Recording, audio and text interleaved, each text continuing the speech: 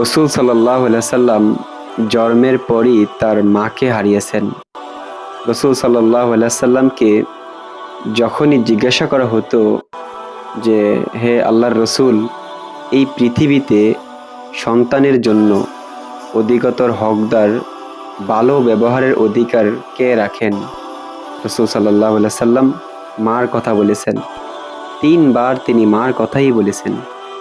এজন্য বলা হয় এই পৃথিবীতে প্রত্যেকেই গরিব, কিন্তু যার মা আছে সে গরিব না।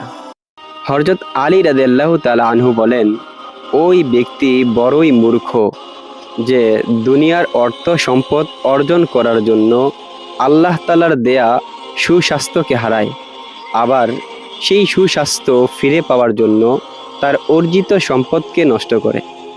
রসুল সাল্লাল্লাহু আলাইহি সাল্লাম বলেছেন, আল্লাহ তাআলা ওই ব্যক্তির চেহারা উজ্জ্বল করে দেন যে আমার একটা হাদিস শুনেছে এবং এই হাদিসখানা অন্যের নিকট পৌঁছে দিয়েছে।